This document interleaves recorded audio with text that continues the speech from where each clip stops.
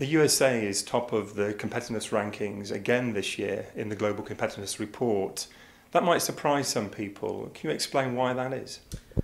Perhaps it will surprise some people, but it's important to keep in mind what we're actually measuring in this report. It's a benchmarking report, and we're looking at competitiveness. The way that we think about national competitiveness is as the set of factors and policies that set the sustainable level of prosperity in national economies. In other words, what we're looking at is their productive potential, their level of productivity.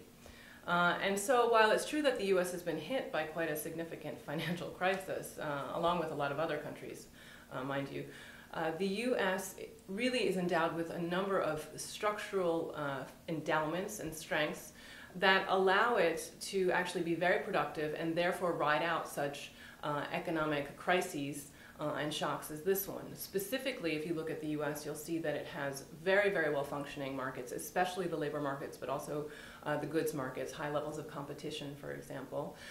In addition to this, very sophisticated businesses, a very high level of technological innovation taking place within the context of excellent universities and research institutes, and all of this put together with the fact that the US has an enormous economy, allowing for large economies of scale. And basically all of this makes the economy very, very competitive and able to ride out such storms. Now that said, at the same time, we do recognize that the US has been building up significant macroeconomic imbalances, and also lately financial crises partly coming out of this.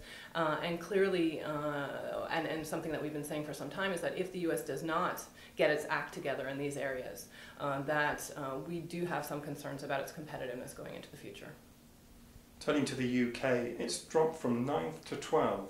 How closely is that related to the current financial situation? It's true that the UK has fallen out of the top 10 this year, but we would still say that it's a very competitive economy. I mean, 12th out of 134 is quite good. The UK is endowed with a number of strengths, a lot of them similar to those in the US. For example, well-functioning labor markets, also good universities, as well as very sophisticated business culture and things of that nature. At the same time, as people recognize, the UK has become very dependent on the financial sector in recent years. And because of that, it's perhaps more open to being affected by such shocks.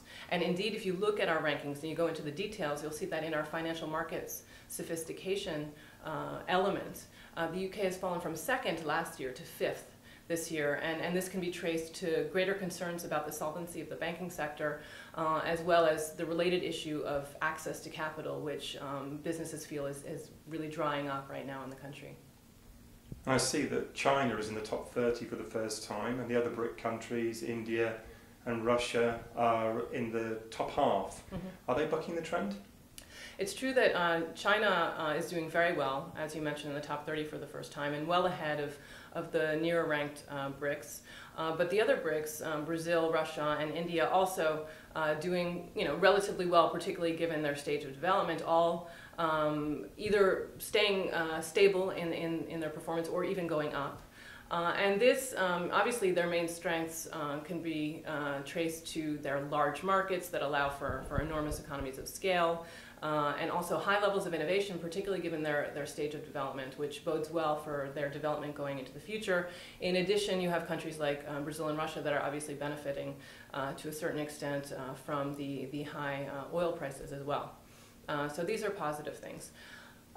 Still, we would say, and these are not top ranked countries, that all of them do have some efforts to make in more basic areas. In particular, they really need to look at upgrading their infrastructures, particularly deep into their countries, in the cases of China and Brazil, for example, and also upgrading their educational systems and their healthcare systems to ensure the best possible quality human resources in the countries. And finally, what other countries or regions have made noteworthy moves in this year's rankings? Well, we see that actually, if you look to the Middle East, that the Gulf economies are doing really quite well. Most of them are moving up in the rankings. And this obviously in part is traced to high hydrocarbon prices that is allowing a large inflow of capital into the countries, and this has been used for investment in various areas. But also the important reform processes that have been taking place in the region that has really been improving the business environment in many different areas in these countries. If you look at another region that might be perhaps surprising to people, it's Sub-Saharan Africa. We're seeing that a number of Sub-Saharan African countries are making improvements this year. This is in line with improvements in the economic environment in the region as a whole in past years, but it's the first time this is actually translated into improved rankings. So we are seeing some improvements across various areas.